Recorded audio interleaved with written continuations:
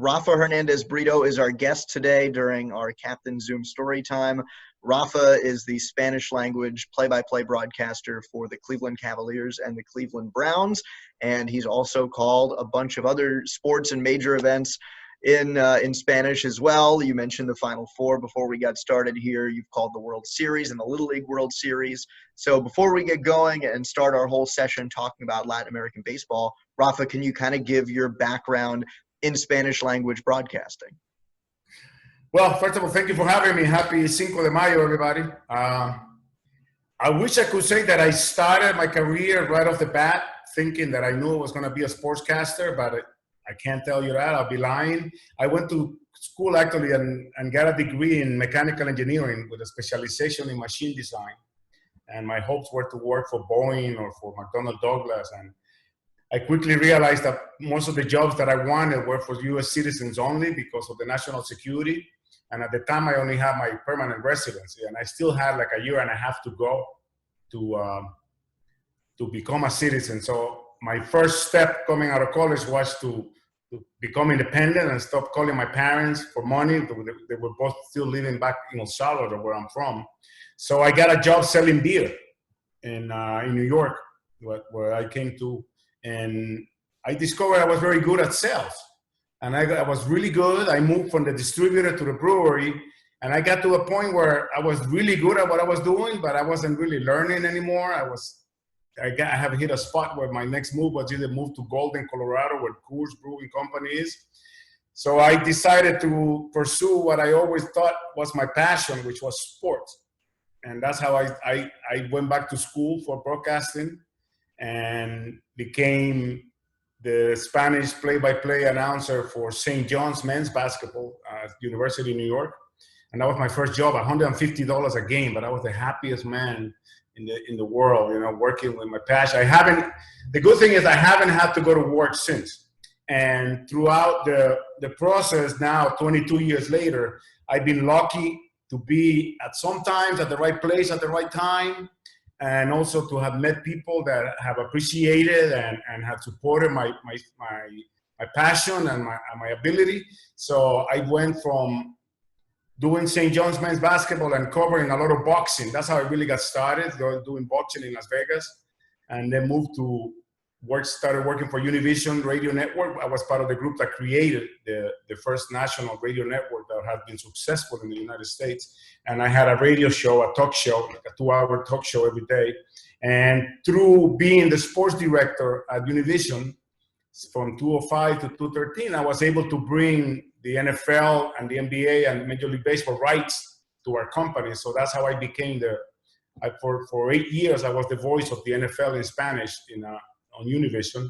And in 2014, I was going through a process where I was trying to figure out what my next move was. And I got a text from a friend as a joke that telling me that the Cleveland Cavaliers were looking for a Spanish play-by-play announcer. And I thought that was the perfect thing. You know, then LeBron James was coming back to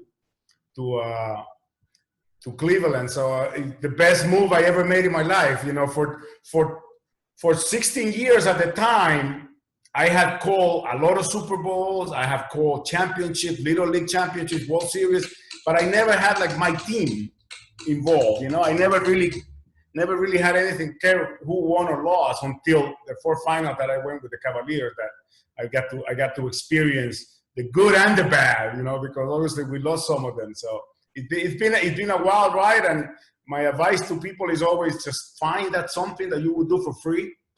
And if you can make a living doing that, you're golden, because everything else is just gravy. So a lot of our students here, they're probably big Indians and Cavs and Browns fans. And so I'd imagine most of you guys listen to your favorite English language broadcasters at home. Your good buddy, Rafa, John Michael for the Cavs, Hammy, of course, the Indians, right? So those are the heroes for a lot of the folks here who primarily speak English. Who were the Spanish language broadcasters that you looked up to and maybe still do look up to? You know, it's funny because when I decided to do what I was doing, there weren't really that many broadcasters, not that many teams that were doing games in Spanish. So I was the first ever voice for the Nets. I was the first voice for the Jets, for St. John's, for so many teams, for even for the Cavs and the Browns. So my inspiration was I always admired the work of Bob Costas and Jim Nantz. And one of the reasons I admire it was because they did so many sports. And I always, the first time I met Jim Nantz, I always told him that my dream has always been to have the kind of march that he has every 4 years, which is to do the Final Four, the Super Bowl, and the Masters within a period of 3-4 weeks. When CBS has the Super Bowl rights, they always have the Final Four and the Masters. I got to do the Final Four and the Super Bowl. I haven't been able to do the Masters yet, but my inspiration was that. I learned it from guys that have done it in English. It's really the same. It's no science. There's no different science to it, just the language. But I always admired Jim Nantz and Bob Costas. And there were other guys that were wonderful to me without even knowing me, like Pat Summerall. I met him probably the first year of my career, and he was so amazing in giving me advice when I told him that I was just starting in this career and I always wanted to be a play-by-play announcer. My dream was really to have a talk show, which I got to do that, but then I fell in love with, what it takes to get ready for a game and get try to be your best every day. So I would say, yeah, Jim Nantz and Bob Costas were my two inspirations. So we're here to talk about Latin American baseball as well. I know you're a big baseball fan. You've called the World Series and Little League World Series in Spanish, but growing up in El Salvador, what was your kind of first introduction to baseball, and who were some of your Latin American baseball heroes? Growing up, I was born in El Salvador and came here when I was 14. So my first ever experience of baseball is now I have family, two of my aunts lived in New York. So New York was what we knew about the U.S. Unfortunately, I got to tell you, I was a little uneducated when it came to, I couldn't tell you whether it was West Coast, East Coast, or whatever, but New York was what we knew about the United States. So 1976, it was the first time I ever saw my father watch a World Series game, because that's the only thing that they televised back then.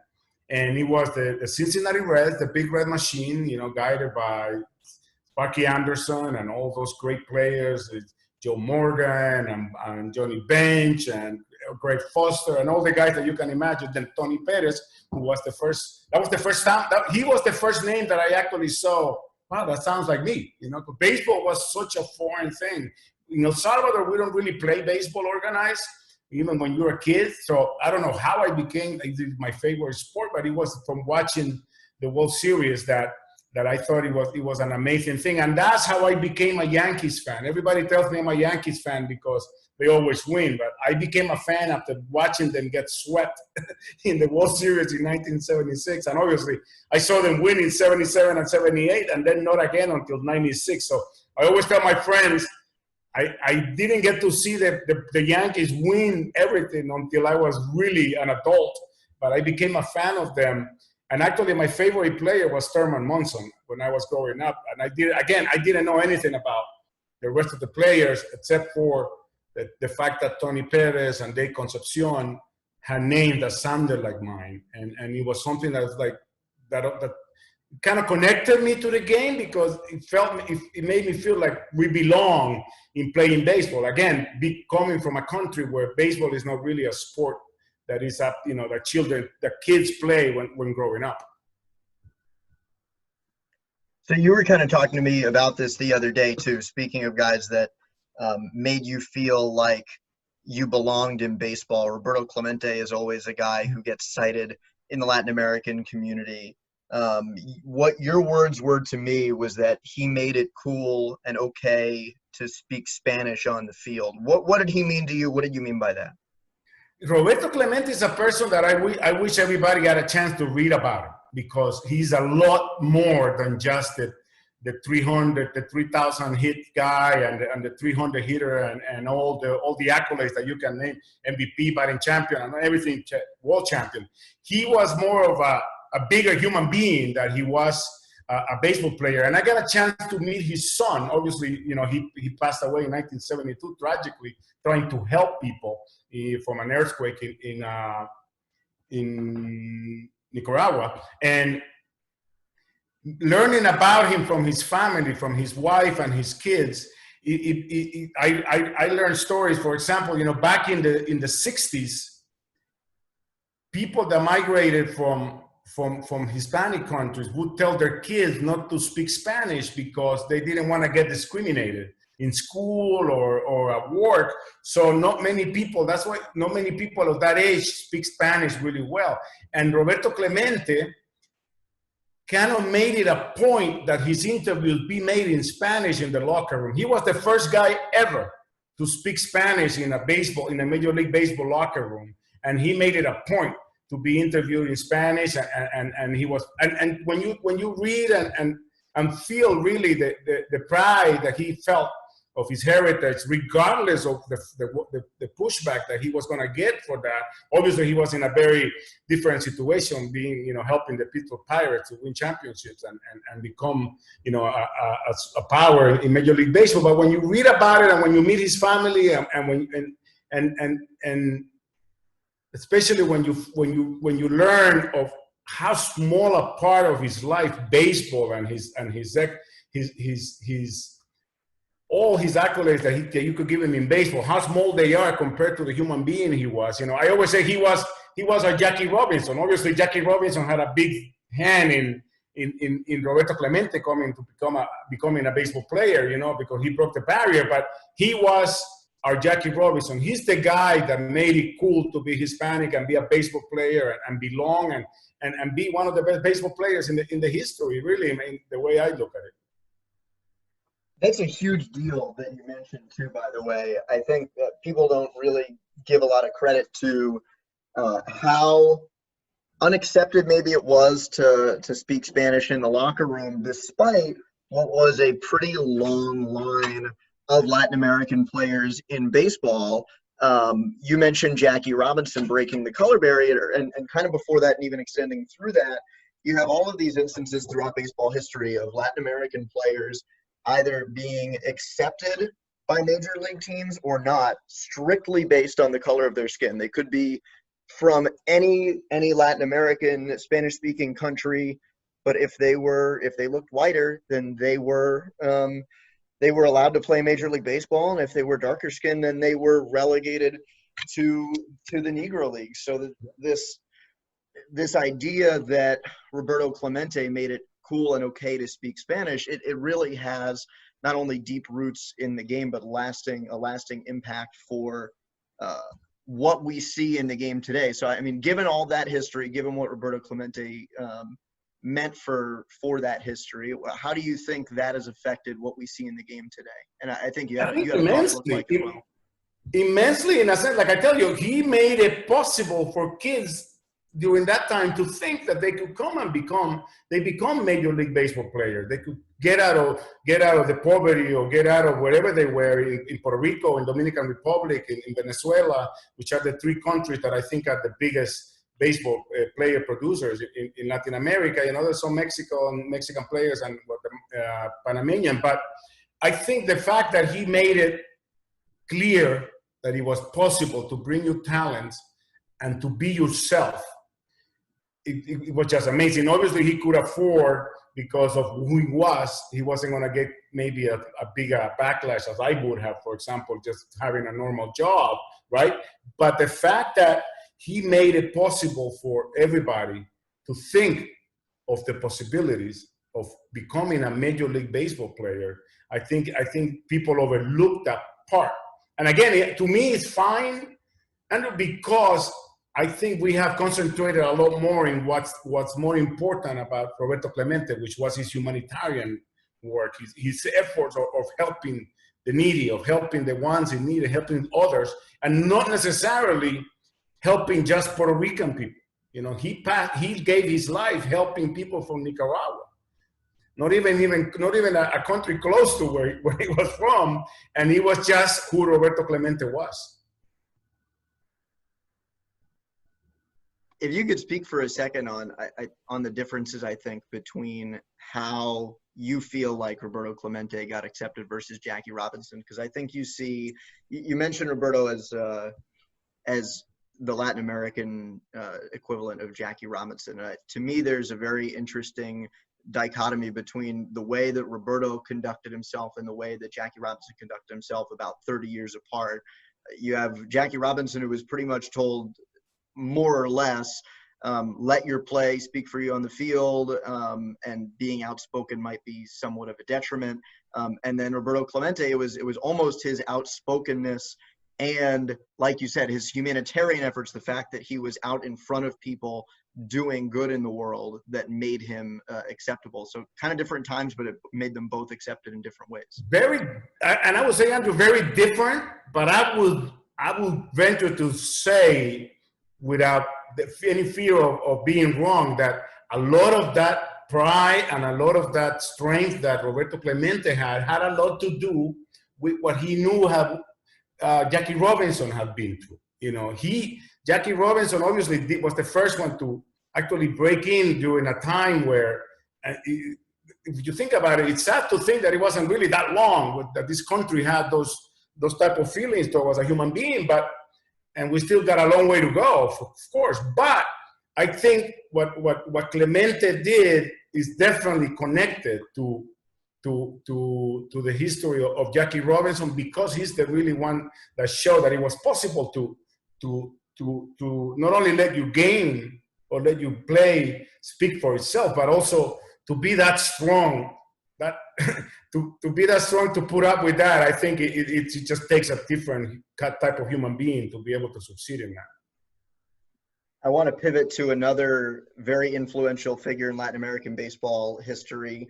About 10 years or so, a little less than 10 years after the passing of Roberto Clemente, you had Fernando Valenzuela breaking on the scene for the Los Angeles Dodgers, left-handed pitcher out of Mexico. This is, of course, in Southern California, where there is a huge Latin American population and a long history of wonderful baseball in that organization, but nobody to that point who really connected with that Latin American community. So you're a baseball fan for a long time, rival of this organization. You're a Yankee fan watching Fernando Valenzuela for the Dodgers.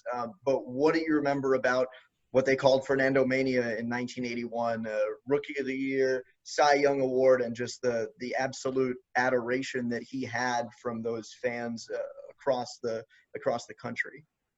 Well, unfortunately, the first thing I remember is the Dodgers beating the Yankees in the World Series in '81.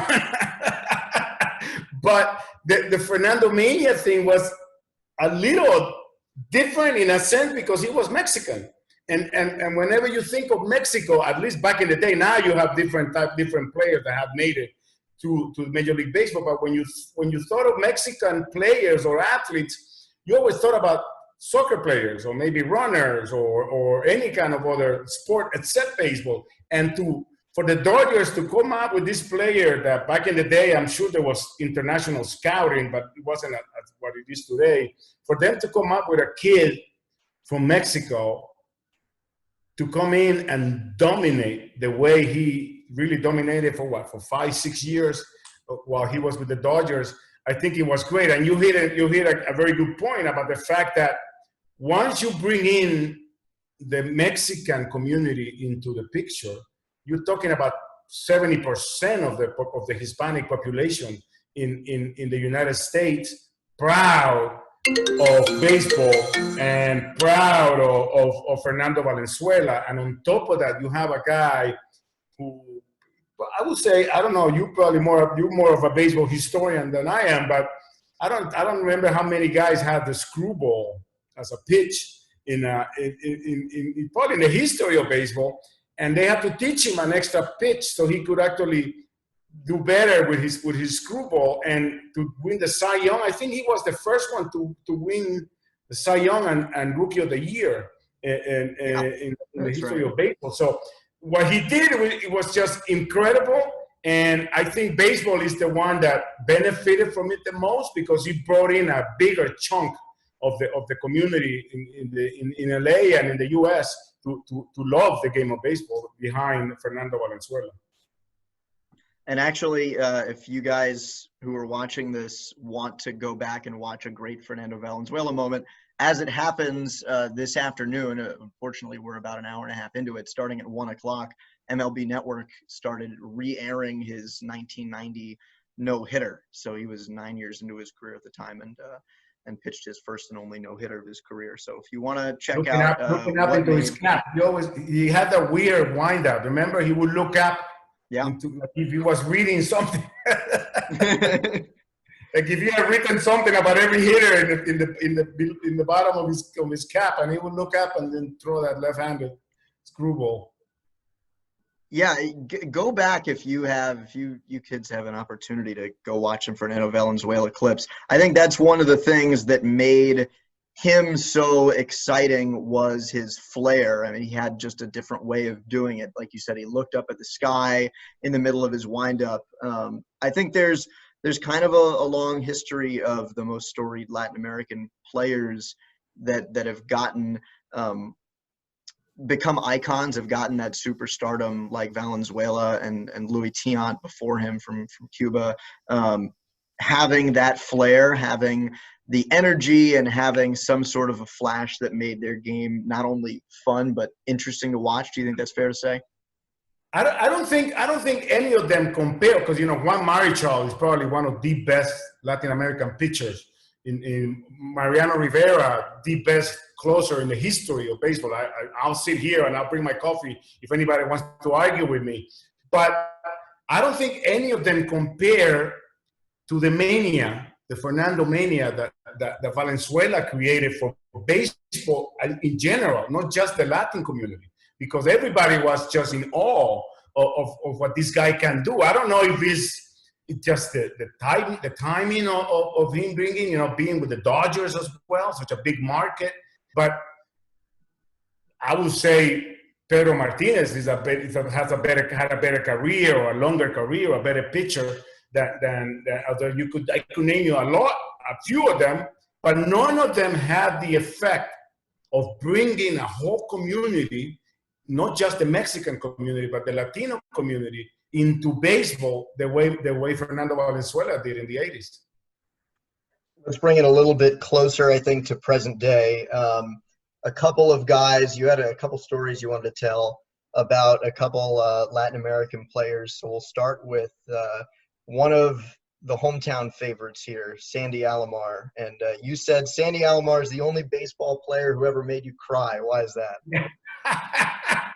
And he always laughed. That was my first line to him when I met him, and his immediate response was, "You're a Yankees fan?" And I said, "Yep, I'm a Yankees fan." And I've got to tell you, it's another guy that is a tremendous human being, and I'm proud to say that I know him and I consider him my friend, and he's a great human baseball player and a great Indian. I think whenever he should be in the Hall of Fame, but if he ever goes, he has to go in with, even though he won Rookie of the Year with the Padres, I think he will be wearing the Indians cap. He was the catcher for the Indians in the 90s, late 90s, and I was already, like I told you, a Yankees fan, and it was finally the Yankees are starting to win. 1995 was the strike, correct?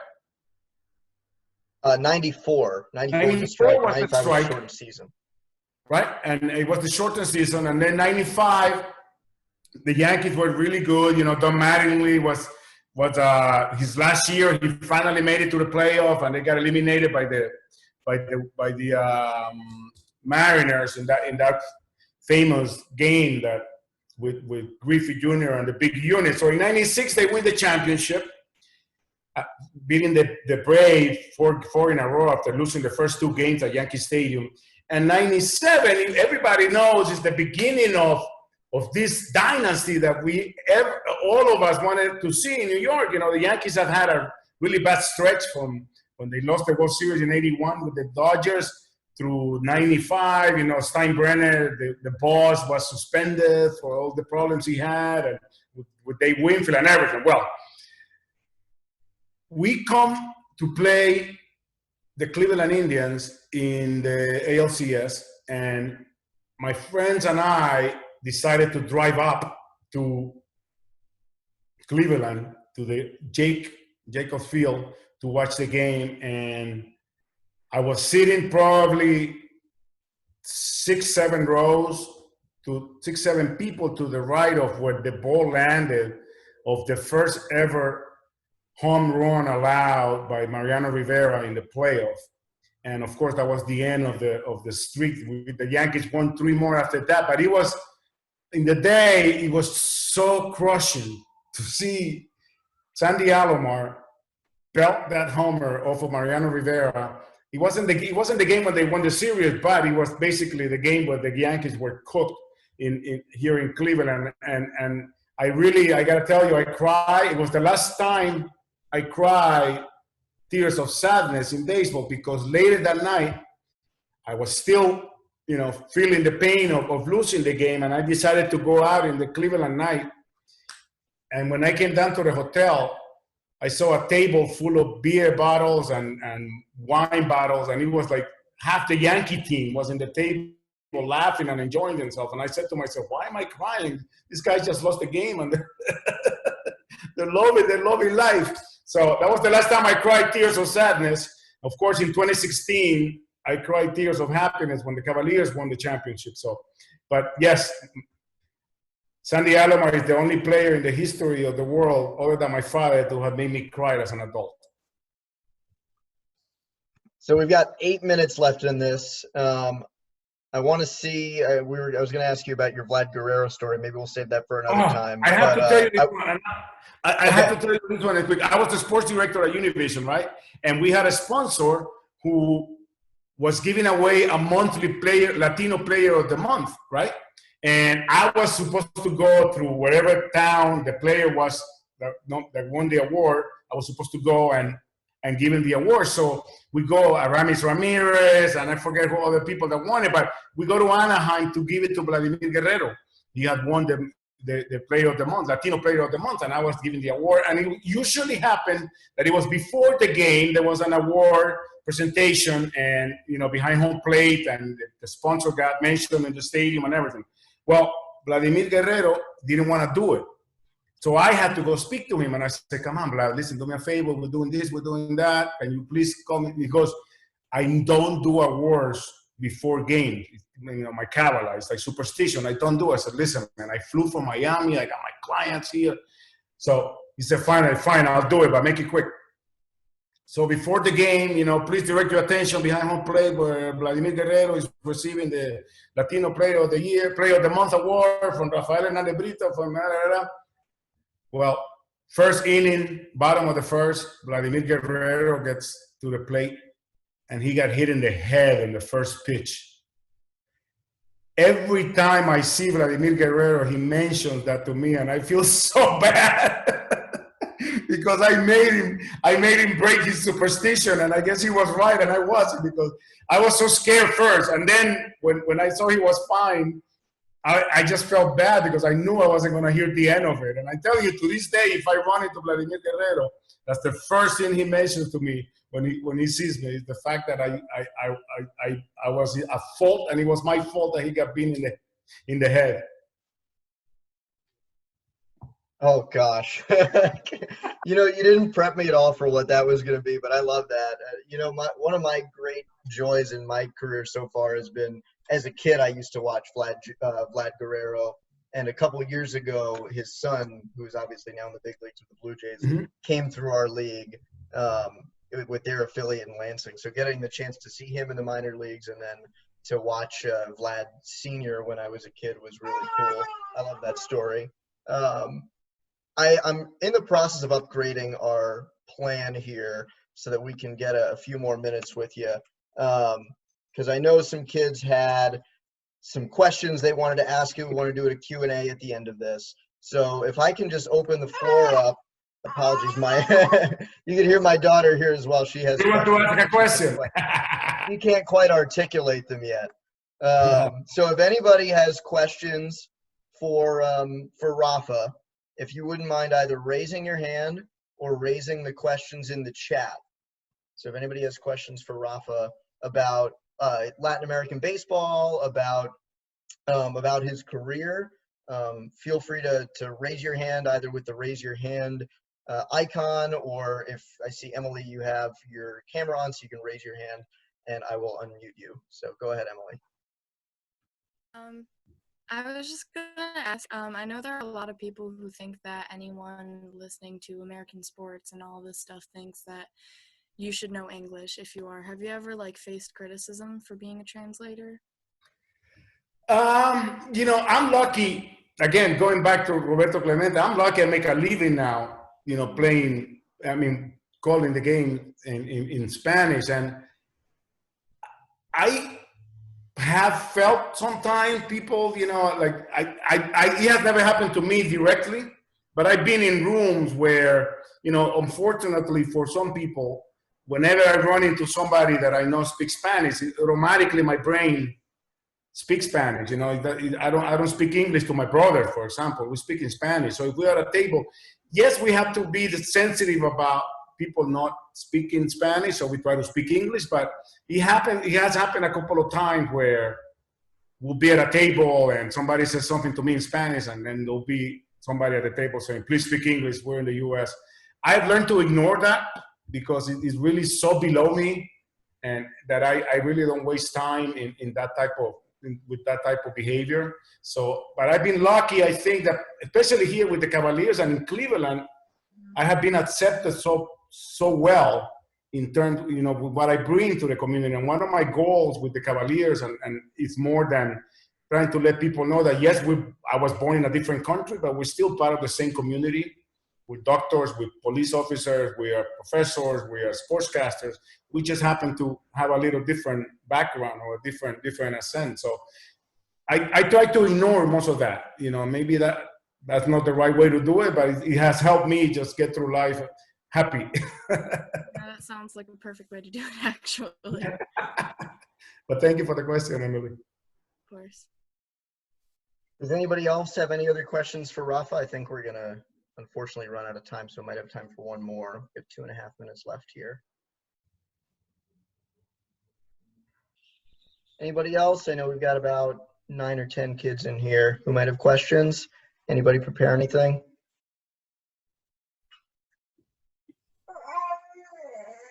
Again, my daughter has prepared questions. She's incapable of art. Maybe in 5 or 6 months, she'll have the question. I'll write it to you, Rafa. Waiting. All right. Well, let's cut it off here then, because we're running out of time in about 2 minutes. But gosh, that was just so much fun. I really appreciated having you on here, Rafa. I hope everybody else did too. I appreciate it. Thank you for having me. And happy Cinco de Mayo, everybody. Happy Cinco de Mayo, everybody. We'll have more Zoom story times coming up on Thursday at 11 a.m. and 2 p.m. You can find the links on the captain's social media pages. And we'll hope to have more fun and exciting guests. So, Rafa, thanks so much. You're welcome. Bye-bye. Bye, everybody.